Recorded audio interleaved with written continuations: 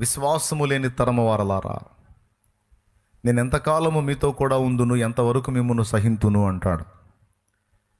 అంటే ఆ దయ్యం ఎందుకు వెళ్ళలేదు అనే దానికి ప్రధానమైన కారణం తగినంత విశ్వాస బలం అనేది వారిలో లేదు. ఒకప్పుడు వారిలో ఉన్న ఆ విశ్వాస బలం ఈరోజు వారిలో కనుమరుగైంది. మీరు గమనించినట్లయితే ఈ మనుషులే గతంలో యేసు ప్రభు చేత పంపబడి దయ్యాలను వెళ్ళగొట్టారు, రోగుల్ని స్వస్థపరిచారు. అందుకోసమే వాళ్ళు ఏర్పరచబడ్డారు. అంతేకాదు వాళ్ళు వెళ్ళి ఆ పరిచర్య చేసి యేసయ్య దగ్గరకు వచ్చి కూడా చెప్పారు. మీరు గమనించవచ్చు, మార్కు సువార్త 3వ అధ్యాయము 13 చూడండి. వాళ్ళకి దేవుడు అధికారం ఎప్పుడు ఇచ్చాడో. ఆయన కొండ ఎక్కి తనకిష్టమైన వారిని పిలువగా వారు ఆయన యొద్దకు వచ్చిరి. వారు తనతో కూడా ఉండునట్లును దయ్యములను వెళ్ళగొట్టు అధికారము గలవారై సువార్త ప్రకటించుటకును వారిని పంపవలనని ఆయన 12 మందిని నియమించెను. అది దయ్యములను వెళ్ళగొట్టు అధికారము గలవారై అంటే వాళ్ళకు ముందే అధికారం ఇవ్వబడింది. 3వ అధ్యాయంలోని, ఇక్కడ 9వ అధ్యాయంలో మళ్ళీ సమస్య కనపడుతుంది. మరి దేవుడు వాళ్ళకి ఇచ్చిన అధికారం నిజమైతే మరి దయ్యం వెళ్ళిపోవాలి కదా. ఆ అధికారాన్ని బట్టి గతంలో కొన్ని కార్యాలు చేశారు కూడా వాళ్ళు. ఆనాడు చేసిన వాళ్ళు ఈనాడు చేయలేకపోయినారు. ఏం జరిగిందో తేడా జరిగింది మొత్తానికి. ఆనాడు లోబడిన దయ్యాలు ఈనాడు వాళ్ళకి లోబడలేదు. ఆనాడు వాళ్ళు గెలిచినటువంటి సమస్య ఈనాడు వాళ్ళకి ఎదురు తిరిగింది. వాళ్ళు చాలాసేపు ప్రయత్నించినా ఆ సమస్య నుంచి ప్రజని విడిపించలేకపోయారు, బిడ్డని విడిపించలేకపోయారు. కాబట్టి ప్రభు వాళ్ళని తీవ్రంగా గద్దించాడు. 2 విషయాలు. విశ్వాసము లేని తరము వారలారా, నేను ఎంతకాలము మీతో కూడా ఉందును అంటే నేను ఆటే కాలం మీతో ఇలా ఉండను. ఎంతవరకు మిమ్మల్ని సహింతును అంటే మీరు పద్దాకల ఇలాగనే బలహీనమైన స్థితిలో ఉంటే నేను మిమ్మల్ని సహించలేను. మీరు ఇలా ఉండకూడదు, మీరు మార్పు చెందాలి, మీరు పరిపక్వతలోకి రావాలి, పరిణతి చెందాలి అన్నట్టుగా ఈ మాటలన్నీ వెల్లడయ్యేటట్టు ప్రభు ఆ 2 మాటలు మాట్లాడాడు. 1, మీకు విశ్వాసం లేదన్నాడు. 2, నేను ఎంతకాలం మీతో ఉంటాను, మీరే వర్క్లోకి రావాలి, నేను మీకు అధికారం ఇచ్చాను, ఉదస్తమానం నేను మీతో ఉండను, మీరు పని చేయాలి. ఇది 2వది. 3వది, ఎంతవరకు నేను మిమ్మల్ని సహింతును అంటే దేన్నైనా సహిస్తాడు కానీ విశ్వాసహీనతను సహించడు. దేనైనా సహిస్తాడు, దేనైనా క్షమిస్తాడు కానీ అవిశ్వాసాన్ని లేదా విశ్వాస విషయంలో బలహీనతని ఆయన తట్టుకోలేడు. ఇది మీరు గమనించాలి. నాకు కోపం వచ్చింది. తర్వాత ఆ దయ్యం పట్టినటువంటి చిన్నాడిని తీసుకొని రండి, చూస్తున్నారు, పోయి తీసుకురండి అంటాడు. వాళ్ళు పోయి తీసుకొస్తారు. తీసుకొచ్చిన తర్వాత ఆ తండ్రిని అడుగుతాడు, ఎంతకాలమైంది వీడికి దయ్యం బట్టి అని. చిన్నప్పటి నుంచి వాడిని శోధిస్తుందయా, వాడిని నాశనం చేయాలని, అగ్నిలోకి నీళ్ళలోకి తోసేయడానికి చూస్తూ ఉందని చెప్పని ఆ తండ్రి చెప్పాడు. తర్వాత ప్రభు ఆ దయ్యాన్ని గద్దించాడు. ఈ రెండింటికి మధ్యలో ఆ తండ్రి ఒక మాట అంటాడు, అయ్యా నీ వలన ఏమన్నా అయితే, యేసు ప్రభు దగ్గరికి వచ్చి అనకూడని మాట, నీ వలన ఏమైనా అయితే దయచేసి మా యందు కనికరపడి వాడిని బాగు చేయనే పదం వాడినప్పుడు అప్పుడు యేసయ్య అంటాడు, నమ్ముట నీ వలన అయితే నమ్మువానికి సమస్తము సాధ్యమే అని ఆ దయాన్ని గద్దించినప్పుడు అది వాడిని విలువలాడించి వెళ్ళిపోతుంది. తర్వాత చిన్నవాడు చచ్చిన వాని వాళ్ళు పడుంటాడు. ప్రభు అతన్ని చేయబట్టి లేపుతాడు. తర్వాత బిడ్డ బ్రతుకుతాడు. టోటల్గా కథ సుఖాంతం అయిపోయింది. తర్వాత వాళ్ళు ప్రశాంతంగా యేసు ప్రభు ఉన్నప్పుడు ఆయన దగ్గరికి వెళ్ళి, ప్రభువా మేమెందుకు ఆ దయ్యమును వెళ్ళగొట్టలేకపోతిమి అని అడుగుతారు. అప్పుడు ఆయన అంటాడు, ప్రార్థన వలననే కానీ ఇలాంటివి వదిలిపోవుట అసాధ్యము అంటాడు. కింద పుట్టినట్లో ఉపవాసము వలననే అంటాడు. అంటే ప్రార్థన, అక్కడ ఉపవాస ప్రార్థన. ఇప్పుడు విశ్వాసాన్ని పెంపొందించుకునేటువంటి ప్రక్రియను గురించి ఇక్కడ ఒక సత్యం మనకి బోధపడుతుంది. ఒకసారి మనలో ప్రారంభమైన విశ్వాసం గ్రోత్ అయ్యే అవకాశం ఉంటుంది, అంటే ఎదిగే అవకాశం ఉంటుంది, తరిగే అవకాశం కూడా ఉంటుంది. మళ్ళీ చెప్తున్నాను, ఒకసారి మనలో ప్రారంభమైన విశ్వాసము అభివృద్ధి చెందే అవకాశం ఉంటుంది, లేదా కుంచుకుపోయే అవకాశం కూడా ఉంటుంది. అభివృద్ధి చెందేటువంటి మార్గం ఏదంటే ప్రార్థనా జీవితం, ముఖ్యంగా తరచుగా ఉపవాస ప్రార్థనలో గడిపేటువంటి జీవితం. మనలో ప్రారంభమైనటువంటి విశ్వాసాన్ని వృద్ధి పొందించుకోవడానికి దేవుడు చూపించిన ఒక మార్గం ఉపవాస ప్రార్థన. ఏం ప్రార్థన? ఉపవాస ప్రార్థన. ఒక చిన్న అణువులాగా ప్రారంభమైనది అభివృద్ధి చెందాలి. దేవుడు ఎప్పుడు కూడా అభివృద్ధిని ఇష్టపడతాడు, కానీ కింద నుండి పైకి ఎక్కడానికి, అంతే కానీ పైనుంచి కిందికి దిగిపోవటాన్ని ఇష్టపడటం. క్రమక్రమంగా మనం అన్ని విషయాల్లో ఎదగాలి అనేది దేవుని కోరిక. ఆయనంత వారము కావాలి, యేసయ్య లాగా మనం బ్రతకాలి, యేసయ్య లాగా ఉండాలి, యేసయ్య లాగా అన్ని విషయాల్లో పనిచేయాలనేది ఆయన కోరిక. ఆ విషయంలో మనం బలహీనపడి వెనక్కి జారితే అది ఆయన తట్టుకోలేడు. కాబట్టి ప్రభు కోపపడి గద్దించేటువంటి ఘట్టాల్లో మొట్టమొదటిగా మనం చెప్పుకోదగ్గది ఏంటంటే అవిశ్వాసం. విశ్వాస విషయంలో బలహీనులుగా మనం ఉండటం ఆయన తట్టుకోలేడు. ఎందుకో మనకు కొన్ని విషయాలు అర్థమయ్యేటట్టు ధ్యానించుకుందాం. ఇప్పుడు మనం ఒక ఆత్మీయ యుద్ధ రంగంలోకి ప్రవేశించాం. మనకు శత్రువు ఉన్నాడు. శత్రువు ఎవరో మీకు తెలుసు. పేరు చెప్పండి, వాడి పేరు. ఒకడా మనకు అనేక మంది ఉన్నారా? నాయకుడు వాడు, ఇక వాడి అనుచరగణం చాలామంది ఉన్నారు, దురాత్మలు. కాబట్టి మనం పోరాడుతున్నది ఒకరిద్దరితో కాదు, గుంపులతో మనం పోరాటానికి దిగాం. ఈ పోరాటానికి దిగిన మనకి నలువైపుల నుంచి దాడి జరిగిద్ది. ఏ వైపు నుంచి దాడి జరిగినా దాని నుంచి మనం తప్పించుకోవడానికి మనకు ప్రధానమైన ఆయుధం విశ్వాసమే. ఈ విశ్వాసం అనేది మనం కలిగి ఉండుట ద్వారా మనల్ని మనం రక్షించుకోగలుగుతాం, మనల్ని మనం ప్రొటెక్ట్ చేసుకోగలుగుతాం, భద్రపరచుకోగలుగుతాం. అంతేకాదు ఇతరులు కూడా మేలుకరంగా, దీవెనకరంగా, ఆశీర్వాదకరంగా మనం ఉండగలం. మనకు మేలు, మనకు భద్రత, ఇతరులకు కూడా భద్రత, ఇతరులకు కూడా దీవెన. ఈ రెండు మనకు జరగాలంటే మనకు విశ్వాసమే ప్రధానమైనది. దేవునికి స్తోత్రం కలుగునుగాక. పెద్దగా చెప్పండి. ఏది ప్రధానమైంది? విశ్వాసమే ప్రధానమైంది. ఒకవేళ ఈ విశ్వాస విషయంలో మనం బలహీనులమయ్యామంటే శత్రువుని మనం దన్నటం కాదు, పచ్చడయ్యేటట్టు వాడు మనల్ని కొడతాడు. ఈ సంగతి దేవునికి తెలుసు. కాబట్టి నువ్వు ఎక్కడన్నా ఏమరపాటు ఉండు, కానీ విశ్వాస విషయంలో నువ్వు ఏమరపాటుగా ఉన్నావంటే వాడి చేతిలో చిత్తుగా ఓడిపోతావు, తన్నులు తింటావు. కాబట్టి నువ్వు విశ్వాస విషయంలో ఎప్పుడు బలహీన పట్టాన్ని దేవుడు సహించలేడు. అది దేవునికి తీవ్రమైన విషయం. ఇశ్రాయేలు జనాంగం వాగ్దాన దేశంలోనికి ఎందుకు ప్రవేశించలేదు అంటే అవిశ్వాసాన్ని బట్టే. అంటే అవిశ్వాసాన్ని బట్టి మనం ఎన్ని విధాలైన నష్టాలు పొందుతామంటే, మొదటిది శత్రువు చేతిలో ఓడిపోతాం. రెండవది దేవుడు అనుగ్రహించినటువంటి వాగ్దానాన్ని స్వతంత్రించుకోలేము. మూడవది దేవుడు అనుగ్రహించే విశ్రాంతిని మనం కోల్పోతాము. మీరు చెప్పండి వరుసగా. మొట్టమొదటిది ఏంటి? శత్రువు చేతిలో దేన్ని బట్టి? విశ్వాసం లేమిని బట్టి. రెండవది దేవుని వాగ్దానాన్ని స్వతంత్రించుకోలేం. మూడవది దేవుడు అనుగ్రహించే విశ్రాంతిని కోల్పోయి అశాంతిలో, ఆవేదనలో, దుఃఖంలో బ్రతుకు తెల్లార్చుకుంటాం. ఇట్లాగా అవిశ్వాసాన్ని బట్టి, అంటే విశ్వాసం లేమిని బట్టి చాలా నష్టాలు మనకున్నాయి. అవి కూడా చిన్నవి కాదు, పెద్ద నష్టాలు. వీటన్నిటితో పాటు దేవుడు అనుగ్రహించేటువంటి మెప్పు, మహిమ, ఘనత, కిరీటం మొత్తం పోగొట్టుకుంటాం విశ్వాస విషయంలో బలహీనపడితే.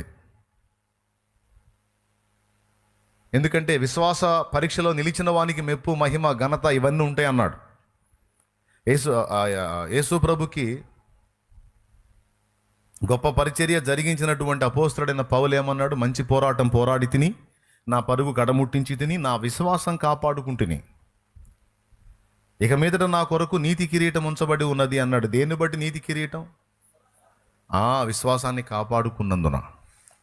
అందుకే నేను చెప్తున్నాను, విశ్వాసాన్ని కాపాడుకోవడం ద్వారా మనం చాలా పొందుతాం.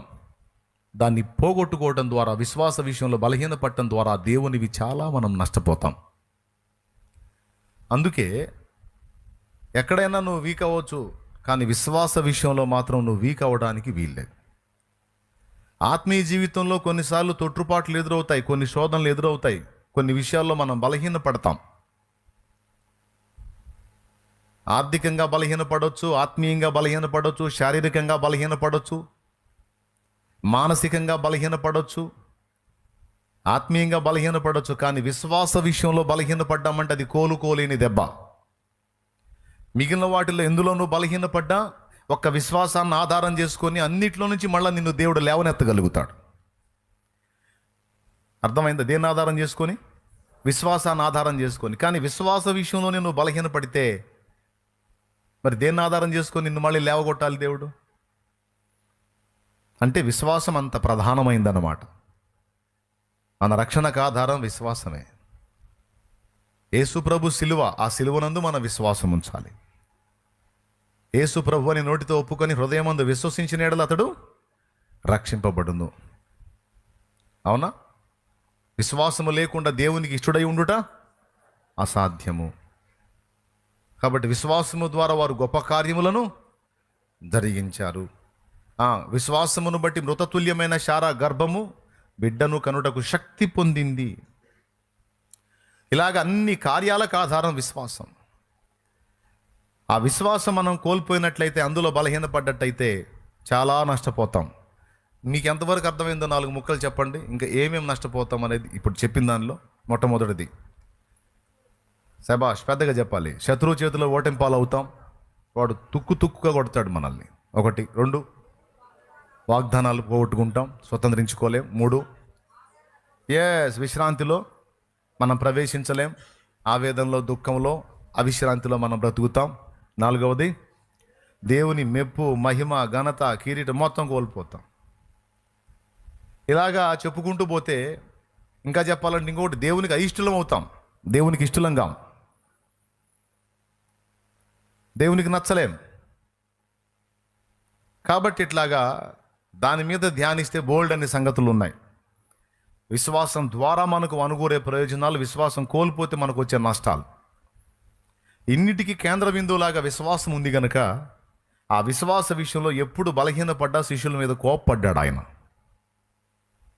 నువ్వు ఎందులోనన్నా వీక్, ఎందులోనన్నా బలహీనపడు, మళ్ళీ నిన్ను తిరిగి నేను రికవర్ చేయడానికి, నిన్ను మళ్ళీ బాగు చేయడానికి విశ్వాసమే ఆధారం రా బాబు. నాకు అది కోల్పోతే నువ్వు ఇంక నిన్ను ఏం పెట్టి బాగు చేయాలి? నేను దేన్ని ఆధారం చేసుకొని నీ మీద పని చేయాలి? ఆ తప్పు చేయొద్దు అని ఆ విషయంలో ఆయన తీవ్రంగా కోప్పడతాడు.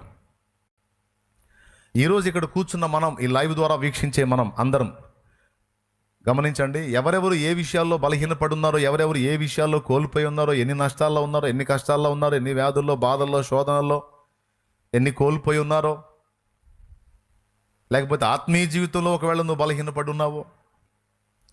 కొంతమంది ఆత్మీయ జీవితంలో కొన్ని తొట్టుపాట్లకు గురయ్యి విశ్వాస విషయంలో కూడా బలహీనపడిపోతారు. తప్పిపోయిన కుమారుడు తండ్రి యొద్ద నుండి వెళ్ళిపోయాడు, పనికిమాలిన కార్యాలు చేశాడు, కానీ తండ్రి ప్రేమను నమ్మే విషయంలో మాత్రం తప్పిపోలేదు. కాబట్టి అతను నా దృష్టిలో తప్పిపోయిన కుమారుడు అయితే కాదు. అర్థమైందా? తప్పు దిద్దుకున్న కుమారుడు. అర్థమైందా? తన స్వేచ్ఛ కోరి తండ్రి యొద్ద నుండి వెళ్ళాడు ఆస్తి తీసుకొని. తర్వాత అన్నీ కోల్పోయాడు, స్నేహాలు నమ్మాడు, మోసపోయాడు, అందరినీ నమ్మాడు, మోసపోయాడు, అన్నీ కోల్పోయాడు. చివరికి వాడున్న దేశంలో కరువు వచ్చింది. అక్కడ చివరికి పందులు తినే పొట్టు కూడా వాడికి దొరకలా. ఇంకా లేదు, నాకు ఇక్కడ లైఫ్ లేదు, అలాగే నా తండ్రి దగ్గర కూడా నాకు స్థానం లేదు, ఇక చావు ఒక్కటే నాకు శరణ్యం అని చావుని గురించిన ఆలోచన కూడా అతను చేసుకోవాలా. కొంతమంది ఏం చేస్తారంటే, నేను ఇంటికి బంతికి రెంటికి చెడ్డాను. అర్థమైందా? నేను ఇంట్లో గెలవలేకపోయాను, బయట గెలవలేకపోయాను, నా తండ్రిని వదిలిపెట్టి వచ్చేసాను, తండ్రికి ఇష్టంగా లేదు, అలాగని బయట వాళ్ళని నమ్మితే వారు కూడా నన్ను మోసం చేశారు. కాబట్టి నాకు రెండు విధాల స్థానం లేదు కనుక ఇక నేను చచ్చిపోతే పోయిద్ది, నా ప్రాణం తీసుకోవటమే కరెక్టు అనే ఆలోచనకి కొంతమంది వెళ్ళి అలా ఆత్మహత్యలు చేసుకొని చచ్చి నరకానికి పోయిన వ్యక్తులు కూడా ఉన్నారు. కానీ తప్పిపోయిన కుమారుడు అని మనం చెప్పుకుంటున్నటువంటి వ్యక్తి తండ్రి యొద్ద నుండి స్వేచ్ఛ కోరి వెళ్ళాడైతే వెళ్ళాడు, కానీ తండ్రి ఇంకా నన్ను ప్రేమిస్తాడు అనే విషయాన్ని నమ్మే విషయంలో మాత్రం తప్పిపోలా. తీసుకెళ్ళిన డబ్బులు పోగొట్టుకున్నాడు, ఫ్రెండ్స్ను కోల్పోయాడు, హెల్త్ కోల్పోయాడు, ఆకలి కడుపుకు ఆహారం కోల్పోయాడు, తన సౌందర్యాన్ని కోల్పోయాడు, మంచి వస్త్రాలు కోల్పోయాడు, టోటల్గా తనున్న స్థితి అంతా కోల్పోయాడు. అన్నీ కోల్పోయినా తండ్రి ఇంకా నన్ను ప్రేమిస్తున్నాడు, ఆయన నన్ను క్షమించి చేర్చుకుంటాడు, ఆయన మళ్ళీ నన్ను ఆదరిస్తాడు అని నమ్మే విషయంలో మాత్రం అతను తప్పిపోలా. ఆ ఒక్కదాన్ని అతడు కలిగి ఉన్నందుకు, దాన్ని ఆధారం చేసుకుని తండ్రి వద్దకు తిరిగి మళ్ళుకున్నందుకు అతడు కోల్పోయినవన్నీ కూడా ఒకే ఒక్క దినములో తిరిగి మొత్తం తండ్రి ఇచ్చాడు. తన తప్పును దిద్దుకున్నందుకు, తండ్రి మీద తిరుగుబాటు చేసి తండ్రిని తిరస్కరించి సొంత ఇష్టంగా ప్రవర్తించి తప్పు చేశాను, దానికి ఇన్ని నష్టాలు నేను అనుభవించాను, కాబట్టి ఇంకా నాకు తండ్రే దిక్కని తండ్రి పాదాల చెంతకు వెళ్ళి తన తప్పు దిద్దుకున్నందుకు తను కోల్పోయినవన్నీ ఒక్క దినమందే తిరిగి తను పొందాడు. అంటే దేని ద్వారా ఇవన్నీ దొరికినాయి అతనికి? ఇన్ని జరిగిన నా తండ్రి ఇంకా నన్ను ప్రేమిస్తున్నాడు అని నమ్ముట ద్వారా. దీన్ని మీరందరూ కూడా గుర్తుపెట్టుకొని మీ హృదయంలో ఈ నమ్మిక లేదా ఈ విశ్వాసం అనే దాన్ని స్థిరపరచుకోవాలి. నేను ఫస్ట్ పాయింట్ ఏం చెప్పాను? శత్రువు నిన్ను తుక్కురేగ కొడతాడని చెప్పాను విశ్వాసం కోల్పోతే. ఎందుకు ఆ మాట అన్నా నాకు తెలుసా?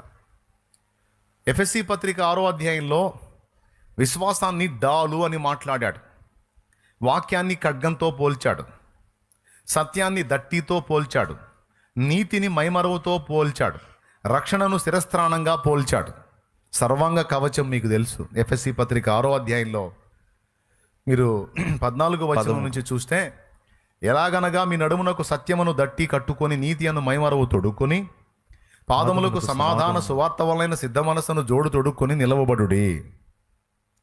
ఇవన్నీయుగాక విశ్వాసమును డాలు పట్టుకొనుడి, దానితో మీరు దుష్టుని అగ్నిబాణములన్నిటిని ఆర్పుటకు శక్తిమంతులగుదురు అన్నాడు. విశ్వాసమును డాలు అంటే ఏంటో తెలుసా? వాడు ఏ పక్క నుంచి ఏ బాణాలో దిలినా వాటన్నిటినీ నిర్వీర్యపరిచే డాలే విశ్వాసం. డాల్ లేకుండా గొలియాతు యుద్ధానికి పోయినందుకే ఒక్క రాతితో చచ్చాడు. దావీదు ఎదురొచ్చాడు, గొలియాతు ఒక చేతిలో ఈట ఒక చేతిలో డాలు పట్టుకొని రావాలి, కానీ వాడి చేతిలో ఈట ఉంది కానీ డాల్ ఇంకొకడు మోస్తున్నాడు. మీరు బైబిల్లో ఆ సన్నివేశాన్ని చదివితే మీకు నవ్వొచ్చిద్ది. మనలో చాలామంది గొలియాతును తిట్టుకునే గొలియాతులు ఉన్నారు. గొలియాతును ఎగతాళి చేస్తారు, గొలియాతును తిట్టుకుంటారు, కానీ వీళ్ళు గొలియాతులు. అది మనం ఎట్ట గొలియాతులు అవుతాం అన్నట్టు, మరి డాల్ పక్కన పెట్టినాడు గొలియాతు కాక ఏమవుతాడు? దావీదు అవుతాడా అని చూడండి. మీరు కావాలంటే ఆ సన్నివేశం చదవండి, డాల్ ఎవరి చేతిలో ఉందో మీరు చూడండి. సమూయేలు మొదటి గ్రంథము 17వ అధ్యాయము 7వ వచనం చదువు. 17:7 చదువుతున్నాడు చూడు. అతని ఈటె కర్ర నేతగాని ధోని అంత పెద్దది, మరియు అతని ఈటె కొన 600 తులముల ఇనుము ఎత్తుగలది. ఈటె కొన 600 తులముల ఇనుము ఎత్తుగలది. ఒకడు డాలును మోయుచు, ఒకడు డాలును మోయుచు అతని ముందర పోవుచుండెను. ఒకడు డాలును మోయుచు అతని ముందర పోవుచుండెను. డాలు ఈడి చేతిలో ఉందా, ఇంకొకటి చేతిలో ఉందా? మరి ఎవడన్నా వీడి మీద దాడి చేస్తే ఇప్పుడు వాడు తెచ్చి డాల్ ఇచ్చిందా వీడు తనులు తింటా ఉంటాడుగా. డాల్ అంటే మీకు అర్థమయ్యేటట్టు చెప్తాను, ఏమి లేదండి, ఎవరన్నా ఏదైనా విసిరితే అడ్డం పెట్టుకునేది. యుద్ధానికి పోయేవాళ్ళు మనం సినిమాల్లో కూడా చూస్తారు కదా మీరు, సైనికుల చేతుల్లో ఒక చేతిలోనేమో రౌండ్ పళ్ళెం లాంటిది ఉంటుంది, చేతిలో కత్తి ఉంటుంది. ఎవడన్నా కత్తి విసిరినా బాణం విసిరినా ఇది అడ్డం పెట్టుకొని ఈ కత్తితో ఫైట్ చేస్తాడు. ఇంకా అర్థం కాలేదా? అది డాలు, అడ్డం పెట్టుకునేది. అదే డాలు గొలియాతు చేతిలో ఉంటే దావీదు ఒడిసేలతో రాయి విసిరినప్పుడు అట్లా అడ్డం పెట్టినట్టయితే పట్మని పక్కకి వెళ్ళిపోయేది.